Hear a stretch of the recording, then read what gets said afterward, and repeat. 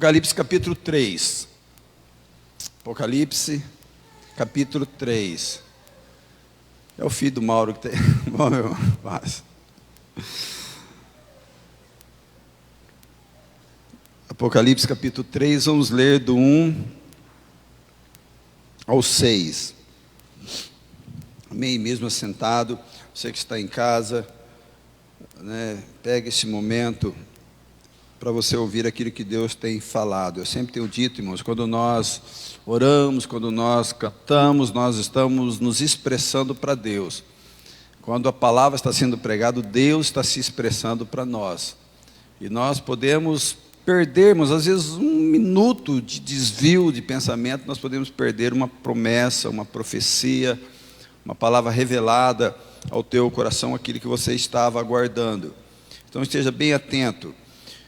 Ao anjo da igreja em Sardes, escreve: estas coisas diz aquele que tem os 7 Espíritos de Deus e as 7 estrelas. Conheço as tuas obras, que tens nome de que vives e está morto. Sê vigilante e consolida o resto que estava para morrer, porque não tenho achado íntegras as tuas obras na presença do meu Deus. Lembra-te, pois, do que tens recebido e ouvido, guarda-o, arrepende-te, porquanto, se não vigiares, virei como ladrão, e não conhecerás de modo algum em que hora virei contra ti. Tens, contudo, em Sardes, umas pessoas que não contaminaram as suas vestiduras e andarão de branco, junto comigo, pois são dignas. O vencedor será assim vestido de vestiduras brancas, e de modo nenhum apagarei o seu nome do livro da vida.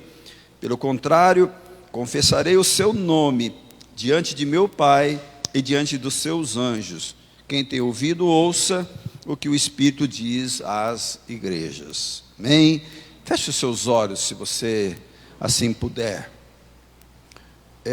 Fale com Deus um pouquinho mais. Pede a Deus clareza. Peça para que Deus abra os seus ouvidos espirituais, que você esteja atento, que esta palavra ela venha como um alimento sólido, para você que já não é mais criança espiritual, mas você já cresceu, e você deseja um alimento que te sustente. Deus, Ele se revela através da Tua palavra nesta noite. Obrigado, Senhor, por esse momento. Obrigado por tudo aquilo que já experimentamos, esta unção gostosa, essa celebração à mesa, esse momento de comunhão, esse cuidado do Senhor, ó Pai, a nossa dependência, Pai, da Sua proteção sobre a nossa vida, nos livrando, Deus, de toda enfermidade, nos livrando, Pai, de todo mal, meu Deus, nos dando graça, Pai, nos dando a alegria, meu Deus, de cumprir com a Tua palavra, quando o Senhor diz que nós não sejamos como aquele que deixam de congregar, Pai. O Senhor está dizendo que o Senhor tem prazer que nós congregamos na Sua presença. E aqui estamos, ó Pai, para ouvir a Tua palavra. Aqueles que estão nos seus lares, meu Deus, que foram impossibilitados de estarem reunidos aqui conosco. Que esta palavra, Deus, os alcance, Senhor. Que esta palavra, Deus, traga respostas, ó Pai, que eles estão necessitados nesta noite. E que Tua vontade, Pai, se manifeste na vida de cada um de nós, no nome de Jesus. Amém.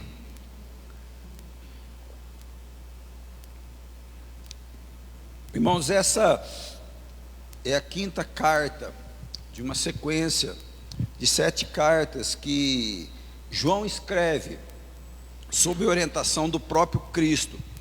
É o próprio Jesus que se manifesta a João lá na ilha de Patmos.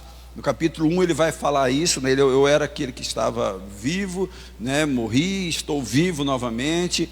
Ele se manifesta como o próprio Jesus, o próprio texto fala, e ele está dando essas orientações a João, para que ele escreve essas cartas pastorais, que são cartas aos pastores dessas igrejas, igrejas que foram constituídas na Ásia Menor.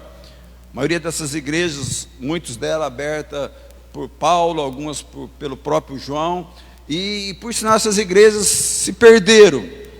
Não existe mais essas igrejas, essas 7 igrejas, a qual fala-se nesse início. Interessante, queridos, que uma das características dessas cartas é que essa carta ela apresenta a realidade daquela igreja, a realidade que Deus conhecia, mesmo que as pessoas não conhecessem. Ela mostra também nessa carta, em todas elas, ela mostra os valores ainda existentes. Todas elas tinham acusações e tinham valores que ainda existiam nessas igrejas. E ele segue com uma orientação, né? Você tem uma opção de se arrepender, né, daquilo que você está fazendo e você contemplar as promessas que ele tem. Todas elas tinham promessas. Essa nós vamos ver depois também que a promessa é dessa aqui, que ao vencedor será vestido de vestiduras brancas, e de todo nenhum apagarei o teu nome no livro da vida. Cada uma tem uma promessa. Como introdução, queridos, a cidade de Sardes, irmãos, cada cidade tinha a sua característica. E essa cidade, diz os comentaristas, que era uma cidade muito rica. Era uma cidade que tinha muito ouro em um rio que passava nessa cidade. E era uma cidade também, queridos, muito rica na produção de lã. Tanto que a forma como ele fala, de vestiduras brancas. Então ele está se referindo também à segurança que esta cidade tinha. Era uma cidade muito rica. E não só a cidade, a igreja também, a ideia é que essa igreja também era uma igreja próspera. Era uma igreja que as pessoas olhavam, as pessoas tinham uma boa vista, né, desta igreja pela sua aparência. Talvez nossos dias hoje é como você, não estou julgando a denominação de maneira nenhuma, é como você chegar na Mato Grosso e você vê aquele templo suntuoso da Universal, né? Fala, olha que riqueza. Então a ideia é que esta igreja, irmãos, era uma igreja desta forma, era um templo imponente, que chamava a atenção, mas o próprio texto diz que era uma igreja morta espiritualmente. Ela fala, você que vive, tem nome de que vive, mas está morto. Jesus ele se refere a isso, irmãos, quando ele fala dos fariseus. Os fariseus são como sepulcros caiados. Nós tivemos o dia de finados agora, e muitas pessoas foram, né, ver os túmulos, e muitos pintaram o túmulo. Você vai lá, cada túmulo maravilhoso, mas dentro dele é a morte, dentro dele é a podridão. Então é o que Jesus assemelha aos fariseus. Vocês são bonitos por fora, religioso, impecável, mas dentro há uma morte espiritual. E Jesus, queridos, ele conhece a realidade que está escondida. Ele conhece aquilo que as pessoas não conheciam. A morte espiritual daquela igreja, ele conhecia, as pessoas não. Então esse Jesus, irmãos, ele sabe exatamente a nossa realidade, trazendo para o nosso momento. Ele sabe tudo. Eu sempre falo, irmãos, às vezes as pessoas chegam na igreja com um sorriso maravilhoso e só ela sabe a dor que ela está, só ela sabe a angústia que ela está passando, só ela sabe a realidade da sua casa, mas ela apresenta que está tudo bem, E Jesus conhece, queridos. Jesus ele sabe exatamente a sua realidade desta igreja, que quem passa aí, uma igreja gostosa, bonita, mas se houver pecado, ele sabe, porque de Deus não se esconde nada. Ele conhece, queridos, na nossa individualidade, como eu disse, ele conhece as tristezas escondidas, ele sabe exatamente a angústia que está no teu coração nesse momento. Algumas pessoas que podem estar aqui estão angustiadas e guardando só para si, para que ninguém perceba. Então está tentando trazer um sorriso, mas há uma angústia no coração. E ele conhece, como ele conhece o pecado que possamos cometer distante de todo mundo. aquele pecado lá na nossa casa, diante de um computador, aquele pecado que possamos cometer distante, onde a igreja não vê, né? Ele conhece, ele sabe exatamente, irmãos, qual que é a nossa realidade espiritual. Ele sabe exatamente aonde nós estamos fundamentados. Ele sabe, como eu ministrei domingo, se o meu fundamento é a palavra ou se o meu fundamento são interesses. Nessa época de política, quantas pessoas se convertem? Não é verdade? Falando de candidatos. Quantas pessoas se convertem, por quê? Para tentar votos dos membros de igreja. Mas Deus sabe exatamente, Deus sabe onde está sustentada a tua fé. Deus sabe onde está sustentado a minha fé. E Ele mostra, queridos, não só a morte espiritual, a fraqueza espiritual, mas Ele mostra também a questão, né, Ele usa a questão do ser vigilante, irmãos, por causa da realidade de Sardes.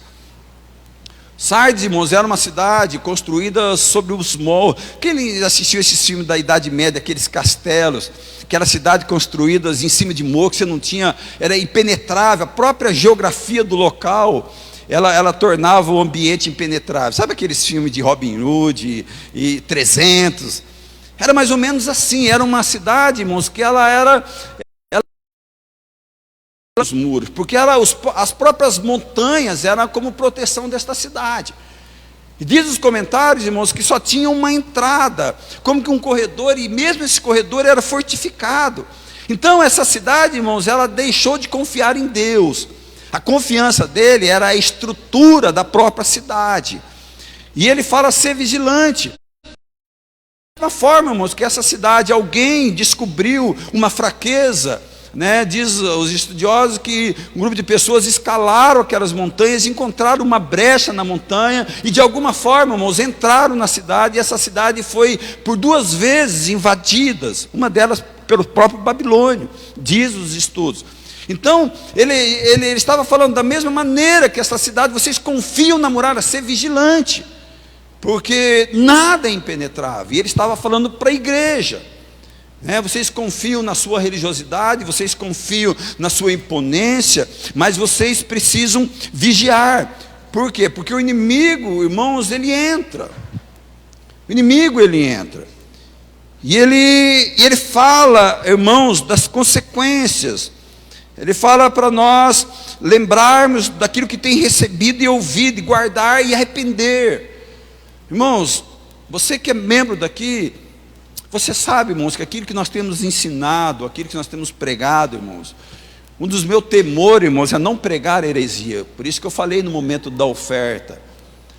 A gente tenta, irmãos, eu não sou, estou longe de ser um grande pregador, mas eu estou longe de ser um herético também. Então, aquilo que é ensinado, irmãos, aquilo que é ministrado, irmãos, é para fortalecimento da nossa vida. É orientação para nós andarmos, irmãos, um caminho reto, um caminho da presença de Deus. Então, você que está aqui, você que é membro desta igreja, você que nos ouve, você sabe o que é certo e o que é errado. E se você tem cometido algo errado, não é uma mensagem dura, não é uma mensagem de inferno, não. Eu vou trazer, na realidade, para o versículo 4, que é o que eu quero pregar. Mas é a oportunidade que Deus nos dá, irmãos. Como Ele deu para Sardes e para as outras igrejas. Arrependa-te. Lembra daquilo que você ouviu. Lembra daquilo que os pregadores, falando para a igreja, aquele que os pregadores que estabeleceram esta igreja ensinaram. Os fundamentos. E se vocês têm se perdido, porque essa cidade, irmãos, havia um grande templo da deusa Artemis, e também chamado de Cibele, era uma idolatria, irmãos. Deus estava sendo deixado de lado, e ele falava assim, se arrependa-te, volta, aquilo que você tem ouvido, aquilo que você tem aprendido, porque se não vigiares, virei como ladrão, e não conhecerá de modo algum em que hora virei contra ti. Porque da mesma forma que alguém encontrou uma brecha e veio como ladrão, sem ninguém esperar, irmãos, assim é a realidade de Deus. Talvez a gente anda, irmãos, da nossa vida, e achando que Deus não vai fazer coisas, por exemplo, né, como ele fez com Ananias e Safira, quando mentiu para o Espírito Santo, e ele foi fumegado, foi destruído diante do altar. Ou como Uzá, que teve rotura por tocar na arca. E por tantas coisas, irmãos, que durante a Bíblia Deus fez por aqueles que distanciavam Deus. Talvez Deus não está fazendo isso hoje ainda, mas não é o que Deus quer. O que Deus quer, irmãos, que nós nos arrependamos do nosso pecado e nós vivamos, irmãos, uma vida de santidade, uma vida de presença de Deus, de fundamentar a nossa vida em Deus, tirar a alegria do mundo. Talvez a tua alegria está no mundo, talvez o teu prazer, irmão, está nas coisas do mundo. O plano de Deus para a sua vida, irmão, Deus te trouxe aqui nesta noite para dizer para você: há coisas muito melhores, irmãos, muito melhores do que o mundo. Talvez você não consiga ver, talvez você não consiga ter o prazer desse momento. Por isso que ele fala, irmãos, e é o que eu quero me deter nesta noite, nesta ministração, né? O versículo 4, ele diz assim: tens contudo em Sardes umas poucas pessoas que não contaminaram as suas vestiduras e andarão de branco junto comigo, pois são dignas. Sabe, irmão, sempre haverá um remanescente. Por mais que a igreja ela possa estar completamente contaminada. Quando eu falo igreja, irmãos, eu falo num contexto geral, né? As heresias que têm sido ditas. Alguém hoje, um expoente, né, da pregação aí por muito tempo, diz que a Bíblia precisa ser atualizada. A Bíblia é ultrapassada, a gente tem que atualizar, né? A gente tem que aceitar aquilo que está sendo imposto, coisas que é contra a família. E a Bíblia diz que passará os céus e a terra, mas a minha palavra não passará. Ou seja, a Bíblia, irmãos, ela não tem que mudar. É nós que nos ajustamos a ela. Então, queridos, o que eu quero ministrar ao teu coração, irmãos, é que você deseje ser, irmãos, uma dessas pessoas, se você ainda não o é. É você que conhece o teu coração. Eu conheço o meu. Por mais que a Bíblia diz que o meu coração é enganoso, mas eu conheço o caminho que eu ando. Eu conheço, irmãos, os passos errados que eu possa dar. Eu conheço as vezes que eu tropeço, que eu caio e eu me arrependo. E eu sei que você conhece também. Mas se você, irmãos, não tem sido esta pessoa que como havia em Sardes numa multidão, porque a possibilidade, irmãos, é possível nós fazermos diferença. A Bíblia diz que Enoque, irmãos, andou 350 anos com Deus, na pior época, irmãos, no pior momento da terra, irmãos, foi quando Enoque andou nesta terra, e Deus o tirou desta terra, porque o mundo não era digno dele. Enoque não se contaminou, irmãos, com Lameque e que todas aquelas histórias que está lá no início de Gênesis. Então é possível eu fazer diferença, é possível eu viver um cristianismo perfeito, no sentido assim de você lutar contra o pecado e vencer o pecado e crescer espiritualmente. E a gente parar, irmãos, com essa questão de quando eu tinha o primeiro amor. Na realidade, irmãos, esse primeiro amor, ele tem que ser restaurado dia a dia. Quantos de nós falam, quando eu tinha o primeiro amor? Não, irmãos, é porque em algum momento esse amor deixou de ser alimentado. É igual um casamento. O casamento, irmãos, ele vive de você alimentá-lo. A hora que você vê que está alguma coisa, você alimenta. Aí esse casamento vai permanecer vivo. Você deixa de alimentar esse casamento se torna um problema. E se torna dois inimigos dentro do mesmo lugar. E o casamento acaba acabando. Por quê? Essa pessoa é aquela mesma pessoa que um dia você se apaixonou por ela. Essa pessoa é a mesma pessoa que um dia você virou zoinho por ela. E que você disse, essa é a pessoa da minha vida. Foi Deus que colocou. Deus se engana então, irmãos, que essa pessoa já não é mais a pessoa que Deus colocou?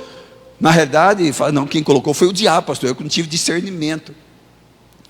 Não, irmãos, tudo na vida é motivar, e a vida cristã é a mesma coisa. Eu só tenho que ter, irmãos, o motivo certo. E é isso que eu quero pregar nesta noite, irmãos. O motivo certo de eu estar aqui nesta noite. Você não está aqui porque alguém te convidou, irmãos. Você não está aqui porque você passou na frente dessa igreja e, como muitas pessoas falam, um dia eu quero conhecer essa igreja. Você está aqui porque o Senhor o trouxe a esse lugar. Porque Deus continua, irmão, soberano na vida das pessoas. É Deus que nos trouxe para nos dizer aquilo que Ele tem como ensino. Qual que é a motivação, irmãos, do cristianismo? O que é que me alegra, irmãos, defender, estar preparado? Eu citei um versículo domingo, 1 Pedro 3, que ele disse que eu tenho que estar preparado a todo tempo para mostrar o motivo da minha esperança. Se eu perguntar para alguém perguntar para você, por que você serve a Deus? Você sabe responder? Você tem uma resposta? Porque me obrigam a ir na igreja? Pedro diz que eu tenho que estar preparado, irmãos, para me responder quando me perguntarem, irmãos, o motivo da minha esperança. Então, ter essa motivação. Essa motivação, irmãos, que Jesus, ele falando, olha, tem alguns que não se contaminaram, e essas pessoas, elas serão beneficiadas. Irmãos, há um benefício para a nossa caminhada. Há um benefício. Por mais que você viva lutas, por mais que você se converte, você entrega a sua vida a Jesus, e parece que o mundo se levanta, e isso é bíblico, João capítulo 15, me parece 17 ou 19, diz assim, enquanto você estava no mundo, o mundo não te perseguia, mas quando eu os tirei do mundo, o mundo te persegue. A diferença é que agora o mundo persegue alguém, irmãos, que não está só. Você tem alguém que peleja pela sua vida. Então, por mais que você fale, a luta está difícil, irmãos, há um benefício. Primeiro benefício, irmãos, a primeira motivação que me faz, irmãos, ficar firme mesmo nos momentos da adversidade, mesmo nos momentos da luta, mesmo quando está todo mundo desistindo do lado, mesmo quando as coisas não estão acontecendo do jeito que eu gostaria de estar, irmãos. Primeira coisa, o próprio texto diz, irmãos, ele nos dá a vida eterna. O próprio texto, ele nos mostra, ao vencedor será assim vestido de vestiduras brancas e de modo nenhum apagarei o seu nome no livro da vida. Irmãos, você já foi num velório de uma pessoa não crente? O desespero que é, irmãos, você não ter uma convicção para onde o teu parente foi, ou o medo da morte daquele que não conhece Jesus, o desespero que é, irmãos. Irmãos, a partir do momento que você entrega a sua vida a Jesus, a partir do momento que você toma uma decisão, irmãos, você passa a ter o teu nome escrito no livro da vida. Se eu e você, que se estivermos, irmãos, realmente firmes nesta palavra, não estou falando de sermos perfeitos, irmãos, ninguém é perfeito. Não estou falando de uma utopia, irmãos, eu estou falando de viver uma dependência, uma entrega, desejar esse Deus. Irmãos, se nós sairmos desse mundo hoje, irmãos, a nossa vida é a eternidade, irmãos. Não é sofrimento, não é lago de choro e de ranger de dente, irmãos, uma promessa de uma eternidade. Evangelho, 1 João capítulo 5 diz o seguinte, 11 e 13, é esse o testemunho, Deus nos deu a vida eterna, e essa vida está em seu Filho. Quem tem um filho tem a vida, quem não tem um filho de Deus não tem a vida. Escrevi estas coisas a vocês que creem no nome do Filho de Deus, para que vocês saibam que tem a vida eterna. Irmãos, quando você entrega a vida, você precisa ter certeza da tua salvação. Você tem certeza da tua salvação? Deixa eu fazer uma pergunta para você. Você tem, irmãos? A gente sabe que muitas pessoas não têm, irmãos. Há uma dúvida. Talvez por aquilo que foi ensinado, talvez por acusações. Irmãos, mas a Bíblia diz, o momento que você aceita Jesus como Senhor Salvador, irmãos, o teu nome é escrito no livro da vida, e ele fala o seguinte, se você permanecer com as vestes brancas, de maneira nenhuma será arrancado. Ninguém, irmãos, pode te tirar você do céu, a não ser você mesmo, negando, se afastando, vivendo uma vida cristã, irmãos, de qualquer jeito. Um dia eu quero, não. Você pode até viver esse momento, ter esse momento, mas, irmãos, não aceite isso. Lute contra isso, fala, não, eu vou lutar contra a minha frieza espiritual, eu vou lutar contra a minha incredulidade, eu vou lutar, porque eu sei que o preço foi pago. E Paulo diz, irmãos, que o preço que foi pago, ele pagou por mim e por você, sendo nós ainda pecadores. Ele não pagou um preço depois que você sobe no altar cantando, ou pregando, ou você sentando. Não, ele pagou um preço, irmãos, sendo você ainda pecador. Ou seja, ele pagou um preço, irmãos, lá atrás, 2000 anos atrás. E 750 anos antes disso, Isaías já profetizava a respeito da vinda de Jesus, que ele pagaria o preço, ele levaria os nossos pecados, as nossas iniquidades, ele morreria por nós. Porque isso é plano de Deus, estava no coração de Deus. Se você acha, irmãos, que isso não é suficiente, porque esse é o prêmio maior, irmãos, da vida cristã, é você saber, irmãos, que você terá um futuro numa eternidade. Como a Lucimar falou, irmãos, você vai cantar. Será que lá no céu eu vou aprender a cantar, né, irmãos? Diz que lá a gente vai ser perfeito. Olha só, irmão. Eu quero ir para o céu agora, eu sou doido para cantar, irmãos. Lá no céu eu vou cantar. Irmãos, quando você tem a motivação certa, irmãos, você não se contamina. Quando você tem uma motivação certa, você não é levado, irmãos, por amigos, ou por qualquer outra pessoa que te tira você, irmãos, desse propósito. Então, se eu não tiver, irmãos, uma motivação certa, irmãos, sempre o evangelho será um peso. Fala, não pode isso, não pode aquilo, não pode, irmãos. Irmãos, se existia um cara pé de valsa, irmãos, eu era um deles, com a minha botina no book. Os irmãos antigos conheciam de ouvir falar. Irmãos, eu não estou dizendo, irmão, que dançar é pecado, não, é que estou falando que nós era do balacobaco, irmãos. É certo que quem me levou para isso foi a Luzia, né, que eu sempre fui, ela que me motivava. Irmãos, nós éramos da pá virada, irmãos. Irmãos, eu era aquele cara do provérbio que diz que o cara que não domina o seu espírito, irmãos, é igual uma cidade com seus muros derribados. Irmãos, eu era endemoniado, irmãos. Quando eu saía de si, meu irmão, não tinha domínio no espírito. E Deus me tira, o que você está olhando assim, Rosa? Deus me tira daquele lugar, irmãos. E me traz, irmãos, e me faz um pastor, me faz um homem de Deus que tem as mesmas lutas que você, irmãos, mas eu não abandono esse evangelho, porque eu sei, irmãos, dessa eternidade, eu sei de onde ele me tirou, eu sei da tragédia que ele me tirou, irmãos, eu sei do mundo que ele me tirou. Então, irmãos, há uma motivação. Então, irmãos, para mim, largar tudo aquilo, a princípio foi difícil, mas depois, irmãos, que foi? Quando cantava aniversário, irmãos, e a igreja tinha uma mania de cantar aniversário no ritmo de pagode, eu não sei de onde tiraram isso. Começava a cantar aniversário, eu falava, Lu, me segura, Lu.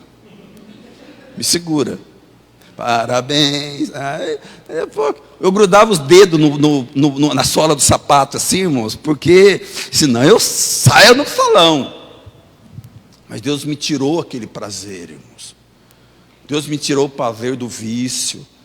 Deus me tirou o prazer, irmãos, de colocar a minha família em segundo lugar. E me colocou o prazer de colocar a minha família em primeiro lugar, o reino dele em primeiro lugar. Por quê, irmãos? Porque ele tem promessas. Essas promessas são verdadeiras, irmão, de uma eternidade. Mas não só a eternidade, pastor, meu problema não é amanhã, meu problema é hoje. Não, Deus tem promessa para você hoje também, irmãos. Se a eternidade não for suficiente, irmãos, o outro benefício, ele perdoou o seu pecado, irmãos. Irmãos, não há, apóstolo Paulo diz que não há mais acusação para você que anda em Cristo Jesus. Não há mais. As pessoas podem te acusar. Talvez os teus familiares podem te acusar. Talvez os teus familiares falem, não, você não mudou. Não, você fala, não, eu fui perdoado. Efésios 1,7 diz: nós temos a redenção em meio do seu sangue, o perdão dos pecados de acordo com as riquezas da graça de Deus. Irmãos, não tem mais acusação, irmão. Não importa o que você fez, não importa se você roubou a mamadeira do teu irmão quando era pequeno, não importa, irmãos, não importa o que você fez, irmãos, não importa o caminho que você andou, se você andou na prostituição, na promiscuidade, no adultério, na homossexualidade, nos vícios, na avareza, irmãos, não importa, irmãos, não importa, porque o dia que você entrega a vida para Jesus, irmãos, os teus pecados, a Bíblia diz que eles estão jogados no mar do esquecimento, e Ele não se lembra mais.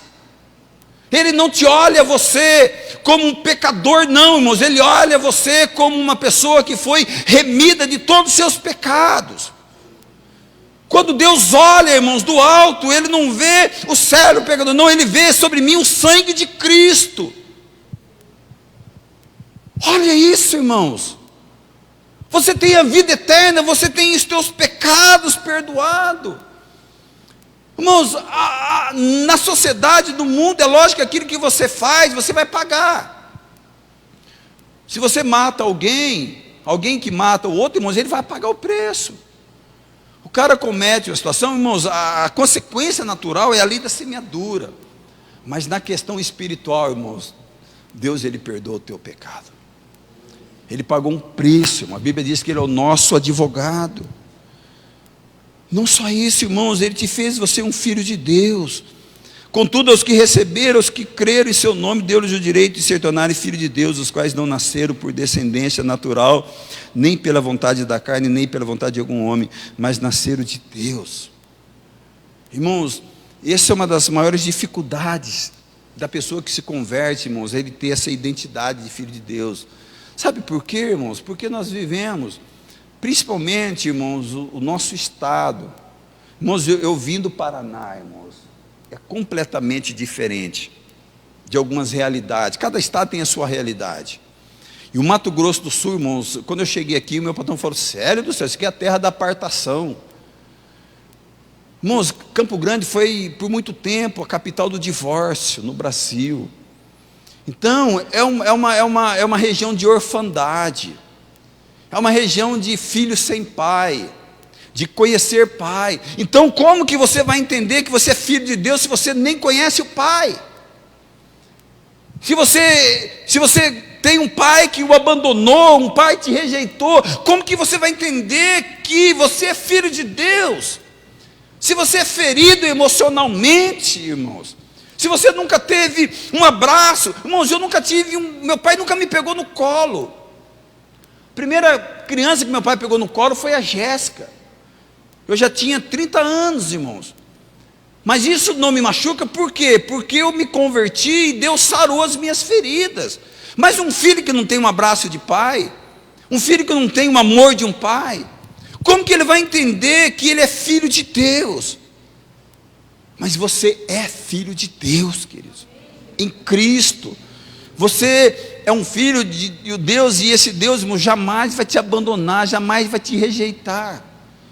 Só que esse Deus, irmãos, ao contrário de muitos pais, ele vai dizer não para você. Ele vai dizer não, ele vai te confrontar. Porque hoje a maioria dos pais, eles trocam a ausência dele, a presença dele, por tudo pode. E hoje é o que, é o que virou a sociedade. Porque hoje filhos não têm limite. Por quê? Porque pararam de pai colocar limite. Estou falando de espancar, estou falando de orientar, de dar direção. Então você falar, Deus é filho, Deus é pai. Eu tenho certeza que estou falando com muitas pessoas aqui que não conseguem olhar para Deus e chamar de pai. Tenho certeza, irmãos, que no nosso meio tem pessoas que não conseguem olhar para Deus e falar: Deus, tu és o meu pai. Ele trava os dentes, ele urra, mas ele não consegue. Por quê? Por causa da orfandade, irmãos. Por causa da ausência da paternidade. Mas nessa noite, irmãos, você pode gritar e chamar Deus de pai. Porque, irmãos, se você vive, você guarda as tuas vestes, se você não se contamina, irmãos, você pode dizer para Ele e falar: paizinho querido. Esse pai que não te abandona, irmãos. Esse pai que é presente.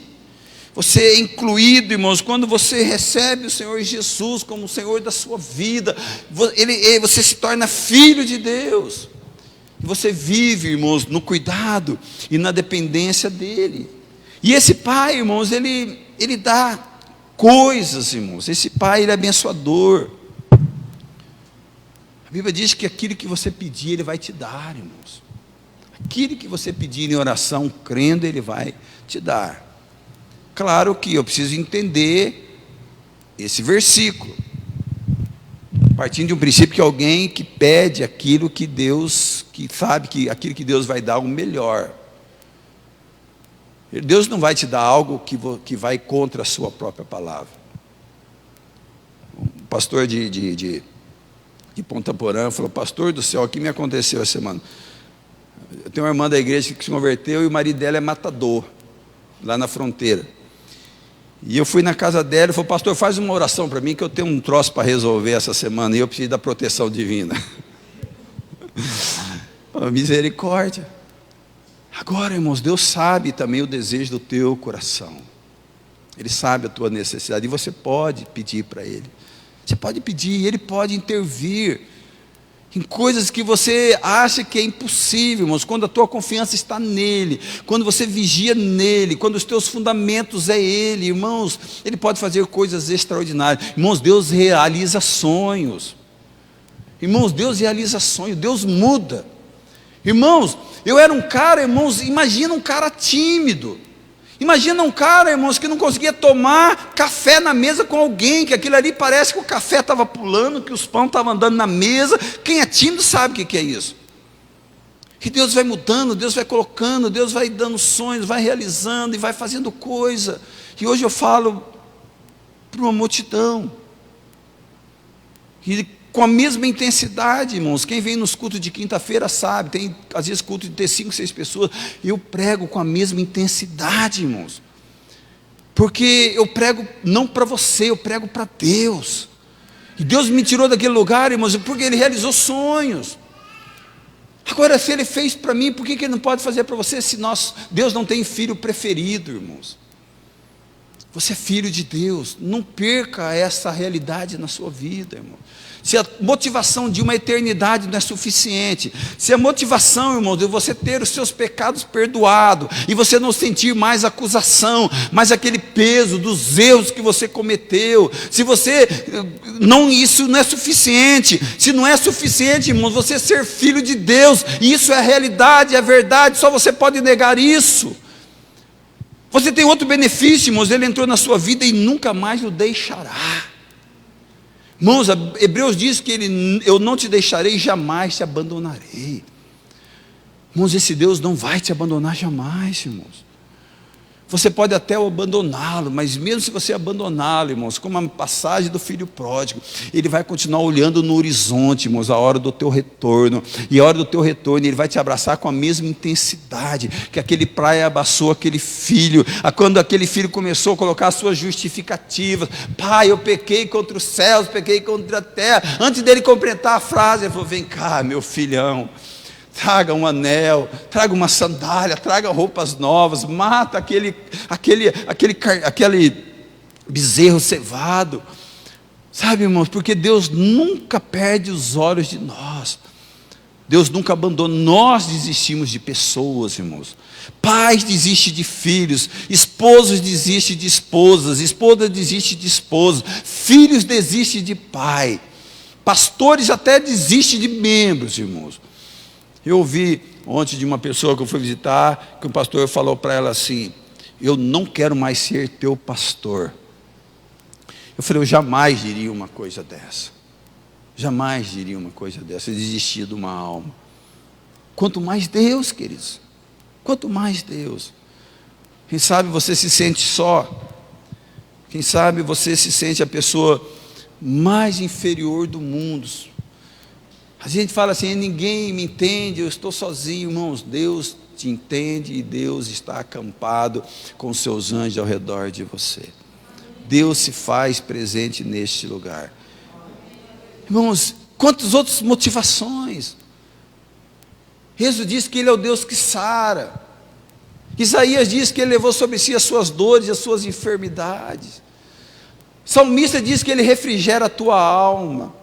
Irmãos, olha as promessas que Deus tem, irmãos, para mim e para você, que um dia eu aceitou. Pastor, eu ainda não aceitei. Você pode fazer isso nesta noite, e essa mesma glória vem sobre a sua vida, essas mesmas promessas. Porque, irmãos, não é por merecimento, é por graça. É por amor que Ele tem por mim e por você. Então hoje é uma oportunidade, se você ainda não aceitou, abrir os seus lábios e falar: Senhor, entra na minha vida. E Ele vai entrar, queridos. Ele vai purificar a tua vida. Ele vai te transformar, como diz Isaías no capítulo 1, branco como a neve, mesmo que você esteja vermelho como escarlata. Ele te tornará branco como a neve. E se você quiser e me ouvir, comerás o melhor desta terra. Isaías capítulo 1. Esse é o Deus, queridos, que te dá algumas motivações de você não se contaminar, de você não afastar da sua presença. E tem tantas outras, queridos, tantas outras, que Ele tem como promessa na sua vida. Feche os seus olhos. Converse com Deus agora. Converse com Deus. Talvez você não tenha certeza da tua salvação. Ele está falando que você pode ter essa certeza. Não é por aquilo que você fez, é por aquilo que Ele fez. Não estou fazendo apologia de você viver uma vida de pecado e ter certeza da salvação. Eu estou falando, irmãos, que cair é do homem, o levantar é de Deus.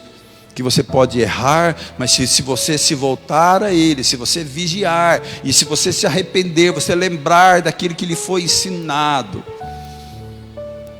o teu lugar está posto à mesa, queridos. Ele é um Deus que perdoa pecado, queridos.